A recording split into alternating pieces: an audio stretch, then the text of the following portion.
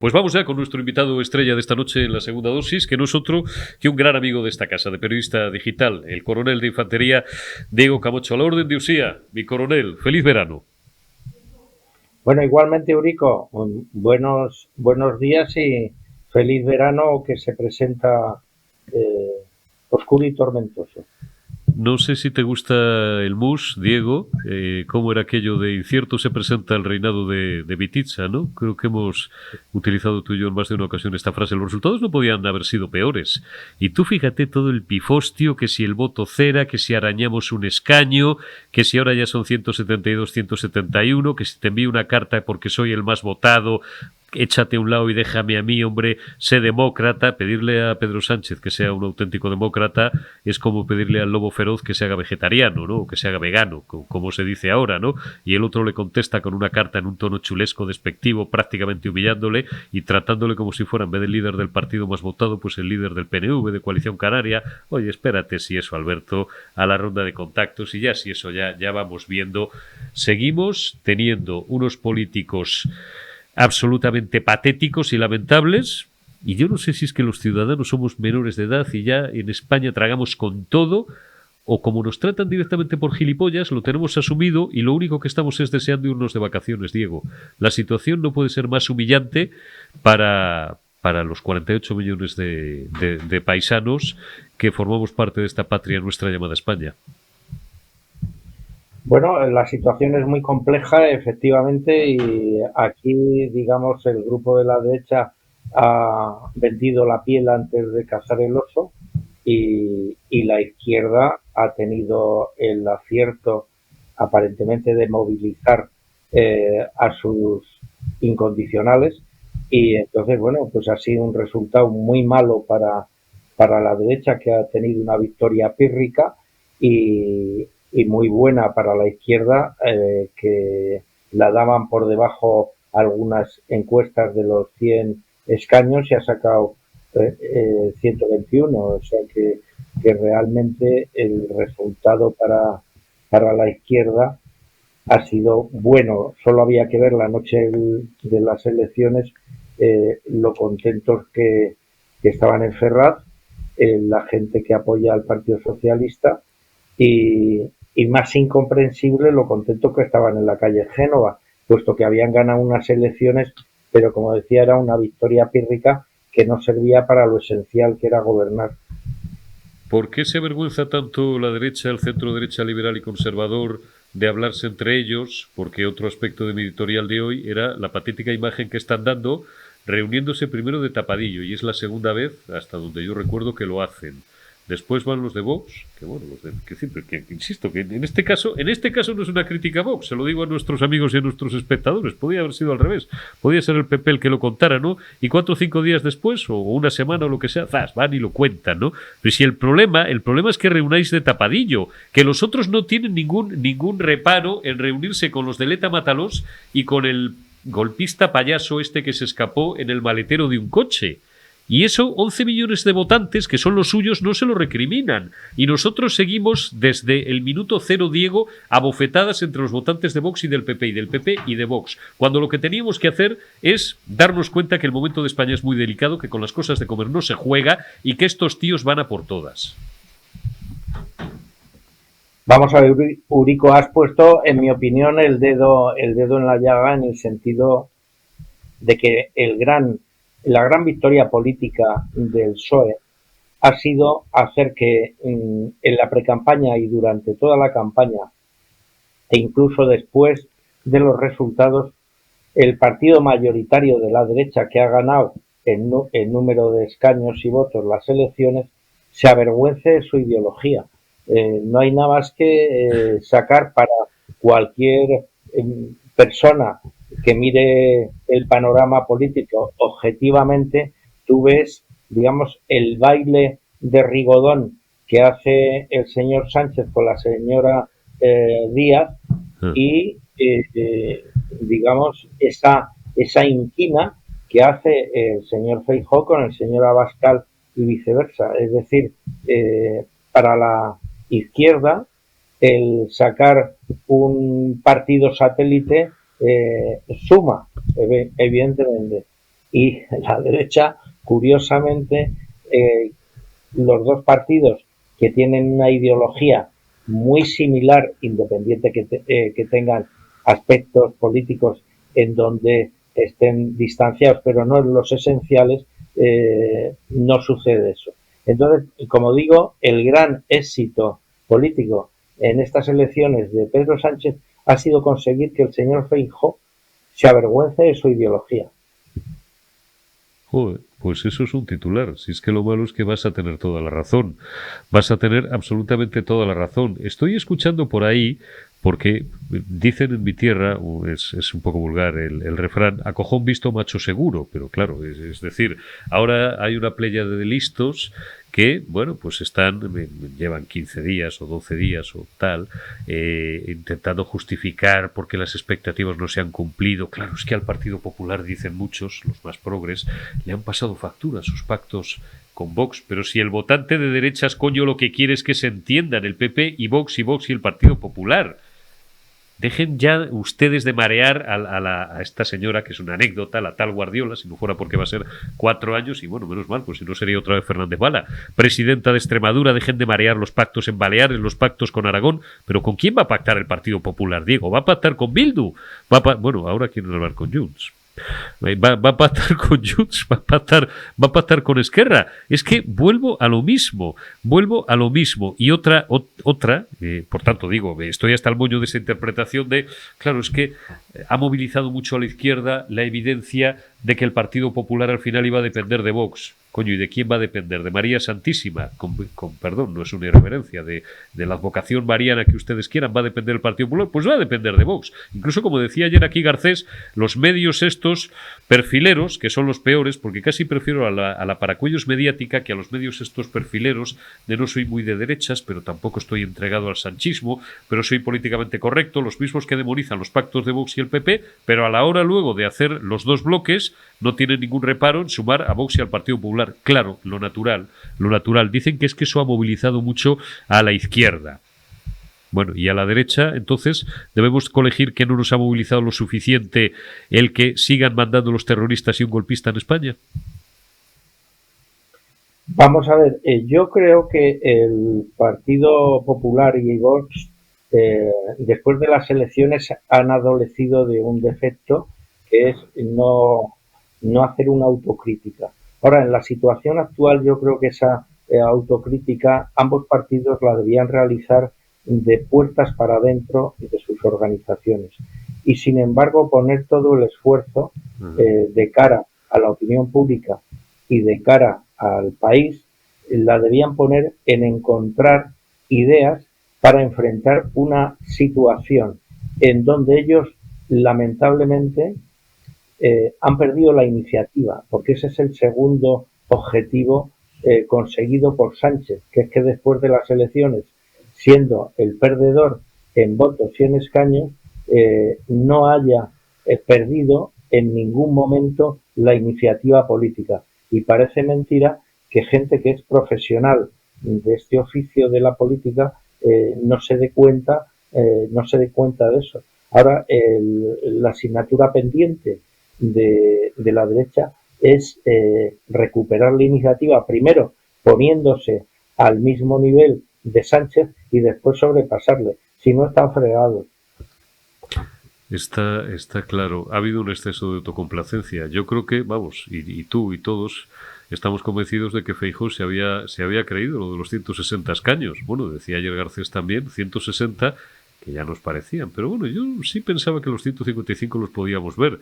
Y tú y yo hemos hablado en los días previos en privado, y bueno, tú y yo y media humanidad hemos hablado entre nosotros en los días previos al 23J de las distintas posibilidades y de el tablero o la diferente aritmética parlamentaria que podía salir de estas urnas. En Génova, incluso en los últimos días, llegaban a acariciar la mayoría absoluta. ¿A qué les indujo esto? Pues a cometer el error de, por un lado, decir que querían cepillarse el sanchismo, pero que eso sí, que preferían hablar con el PSOE antes que con Vox. Y tengo para mí que hay mucho votante, y no de Vox, porque el votante de Vox ha ido a votar. Han perdido 600.000 votos, bueno, pues porque hay algunos que han preferido no quedarse en casa porque están movilizados todos, han preferido votar al Partido Popular. porque la situación es complicada para amarrar y tal, pero que hay no pocos votantes del Partido Popular que han dicho, oye, mira, o sea, para esto nos vamos a mover de la playa y tal, que te vayan dando un paseo por la playa, que nosotros nos quedamos. Derogar el sanchismo, pero eso sí, con quien primero voy a hablar es con el PSOE. Al final son los complejos de los que tú hablas, Diego. No, evidentemente, desde el primer momento que llega Feijóo a la presidencia del Partido Popular, ya menciona que su aliado preferido es el PSOE y realmente recibe en aquel momento muchas críticas en el sentido de que hay mucha gente interesada en que no funcione en este país el bipartidismo y ese es digamos, la opción A del señor Feijóo. Después, efectivamente, él se ha encargado de remachar y lo mismo sus portavoces en diferentes sitios de que la opción era. Entonces a mí me recordaba esto una obra de teatro que cuando yo era joven se estrenó en Madrid después de la censura global en los últimos años del franquismo sociológico, que se llamaba Esperando a Godot. Entonces, Claro, de Beckett, clásico. Sí, el que lo esperaba nunca le llegaba a Godot. Entonces, claro, esto daba esa sensación triste de un hombre que está pidiendo a otro que pacte con él, el otro solo le desprecia repetidamente y bueno, y él sigue insistiendo. Entonces eso para un votante es una situación de desconcierto. Y claro, cuando creas unas expectativas y después esas expectativas fracasan, aunque seas el ganador material, pues entonces lo que generas en el votante es la melancolía. ¿Tú crees? Claro, te voy a pedir una opinión ahora puramente política o táctica, ¿no? Las opiniones, como decía Clint Eastwood, son como, no lo voy a repetir, cada uno tenemos el nuestro o la nuestra, ¿no? Pero digo, ¿a ti qué vibración te da la situación actual? ¿Tú crees más probable que al final el figura sude sangre pero consiga ser investido de nuevo? Que evidentemente Feijóo, pues esto es ciencia ficción. O que en Nochebuena, mediados de diciembre, siguen por ahí diciendo Nochebuena. Yo si ajusto mucho los plazos, a mí me puede salir en torno al 15 de diciembre, me da igual. ¿Volvamos a votar? Vamos a ver, yo creo que si Sánchez se comporta como se ha venido comportando los 5 años que ha ocupado el poder, no hay ninguna razón sólida que permita pensar que va a cambiar de registro, a no ser que reciba unas presiones de fuera de España. Pero dentro de España realmente tiene... Presiones dices para que se eche a un lado, Diego. Es que esto es importante. Bueno, sí, exactamente. Presiones para que se eche a un lado, para que colabore, para que le responda a Feijóo de otra manera. Es decir, para que colabore en un horizonte, vamos a decir, digamos, de transición española en el año 78, en vez del derribo de esa situación de transición. Pueden producirse esas presiones de fuera y entonces cambiar el registro. O también esas presiones de fuera puede ser de los históricos socialistas, digamos, de la época Felipe González, digamos, que sean capaces de mover determinadas voluntades en el partido. Pero si eso no funciona, yo creo que Sánchez va a seguir por su camino y ahí está la gran derrota de la derecha. Y es que ahora mismo el gran ganador de estas elecciones, aparte de Sánchez, que es en este aspecto, bajo mi punto de vista, secundario, el gran ganador son los partidos independentistas y que existen en País Vasco y Cataluña y que lo que quieren es el fin de la transición, el fin de la Constitución, el fin de la monarquía y, en una palabra, abrir un proceso constituyente en el que ellos sean los que manejan las líneas de esa transición. Entonces yo, lamentablemente, eso es lo que creo. Vamos a seguir por elevación, que veo en la prensa de hoy unas fotos del rey y la reina con sus niñas, monísimas, lo digo sin ironía alguna, guapísimas las dos, la mayor, la heredera de la corona, y Leonor y Sofía, así, a bocajarro, Diego. ¿Tú crees que la infanta Leonor va a reinar de aquí a 30 años, al paso que va a España? Es sacar la bola de cristal. Bueno, es difícil saberlo porque de aquí a 30 años y tratándose de un país como España puede haber montones de escenarios que somos incapaces de prever. Lo que está claro es que en España se ha abierto un proceso revolucionario que ya llevaba gestándose muchos años y, digamos, los que estamos por la Constitución, por la continuidad de la transición española que le ha dado a España en los primeros años de solidez democrática, pues digamos lo que tendríamos que hacer era el poner pies en pared y realmente enfrentar la amenaza que está ahí y que está no implícita, está explícitamente expresada por estos partidos que te he mencionado antes y evidentemente el mantenimiento de esa constitución, de esa transición, es la preservación de la monarquía parlamentaria. Es decir, lo que pasa que evidentemente en un momento determinado, si se ve la posibilidad de tumbar la monarquía, la constitución queda por sí sola. Pero lo que hay que hacer, creo yo, es implicar la corona dentro de la Constitución, no la Constitución dentro de la corona.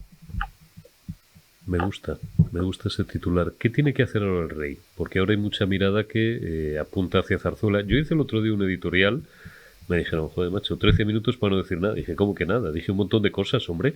Lo que pasa es que yo no voy a disparar contra el rey, primero, porque lo de menos es si aquí somos o no somos monárquicos, pero como creemos en la Constitución, por encima de todo, porque ha garantizado lo que acaba de explicar Diego Camacho, las libertades, el Estado de Derecho y una serie de cuestiones más, es evidente que la clave de arco de todo ese sistema es la monarquía parlamentaria, que no constitucional. Siempre lo reafirmo, y esto no es baladí, hombre. Para los que siguen pensando o diciendo, probablemente por ignorancia, en alguna tertulia, que esto es una monarquía constitucional, pues a lo mejor no estaría mal que fuera una monarquía constitucional, porque en ese caso el rey elegiría al presidente del Consejo de Ministros. De esta forma no es así. Por tanto, el rey, y es a donde quiero ir, tiene que limitarse a lo que tiene que limitarse. ¿Por qué te digo esto, Diego? Porque hace unos días, desde el aparato de prensa y propaganda del régimen, que producen muchos bulos e intoxicaciones, empezaron a hacer circular el rumor, acogido con gran éxito de crítica y público por algunos medios, de que a lo mejor el rey directamente se daba mus con Núñez Feijóo, vamos, le encargaba directamente al figura, a Pedro Sánchez Castejón, al líder de la segunda fuerza política más votada y presidente en funciones, la investidura. Porque como iba a presuponer su majestad que Feijóo no iba a tener los apoyos suficientes, ¿cómo están jugando estos tíos con la figura del rey? Ahora, qué papeleta tan delicada para don Felipe, ¿no? Bueno, la papeleta es delicada, efectivamente, pero el mantra que se imparte desde la izquierda de que el rey no puede hablar, esto no es así. Es decir, el rey, como todo el mundo sabe, tiene una función en la Constitución de arbitraje y moderar las instituciones y las fuerzas políticas, y el rey ya, cuando esto estuvo amenazado, ya habló sin permiso del presidente del gobierno. 3 de octubre de 2017. Sí.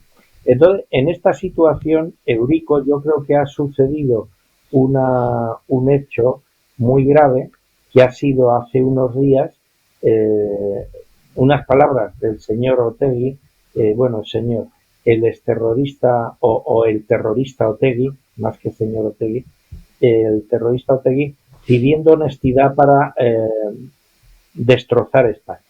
Es decir, para abrir un proceso constituyente, para hacer una serie de cosas que llevaran a España al caos y llegar a, en su mantra de decir, para que España sea un día roja hay que romperla. Bueno, entonces esto es una amenaza directa, implícita, que se ha visto reforzada, me parece que ha sido hoy mismo o ayer, por unas declaraciones de Rufián, flanqueado por la representante de Junts y el representante en el Congreso de EH Bildu, diciendo que España, el rey no le representa, la Constitución tampoco y tal. Hay que decirles a estos señores, pero claro, ni tú ni yo prácticamente somos nadie, pero ya está faltando el señor Feijóo y el señor Abascal de decir, bueno, lo que hay en España políticamente es una situación política que fue votada mayoritariamente por el pueblo español y realmente yo personalmente no pondría vallas en el campo. Es decir, se quiere una reforma constitucional después de 40 años, pues me parece muy bien emplear el proceso que la Constitución marca para hacer el cambio constitucional. ¿Cuál es lo que marca la Constitución? Pues disolver las Cortes una vez que se hayan formado y abrir otro nuevo proceso electoral donde el mensaje sea precisamente esa reforma constitucional. Es decir, en todo caso, hacer constancia y poner en valor la soberanía nacional que reside en el pueblo español. ¿Por qué no los que militamos en la Constitución nos negamos a un referéndum en Cataluña? Pues lógicamente, porque los territorios no tienen derechos, los derechos los tienen las personas y entonces, según la Constitución, la soberanía española está en el pueblo español. ¿Quieren ustedes un referéndum? Bueno, pues hagamos un referéndum donde se ponga una pregunta tan sencilla como esta. ¿Usted apoyaría la secesión de España de cualquier región en el tal o otra pregunta similar? Bueno, pues entonces, oiga, no hay un político en España ahora mismo, perdóname que te interrumpa, Diego, con huevos, ni en el PP ni en Vox, lo siento. No hay un político ahora mismo. ¿Por qué? Pues porque al final es sistema con S mayúscula, sin abundar, para hacer lo que dice Diego Camacho, que sería absolutamente nuclear, ¿vale? Sí, hagamos un referéndum bajo esas premisas. Y ya de paso, reformemos la puñetera ley electoral para que 300 y pico mil tíos que votan a sus representantes en 4 provincias no manden en España. ¿Hasta cuándo vamos a tener que seguir aguantando esa disfunción democrática, Diego? Yo te diría que sería el pillar un camino, un horizonte similar al que existe en Suiza. En Suiza, los suizos, de una forma bastante regular, en los temas cruciales, son consultados, pues a lo mejor en cualquier domingo de ahí y en cualquier situación. Entonces, bueno, España está llena de situaciones trascendentes para el futuro de nuestros hijos.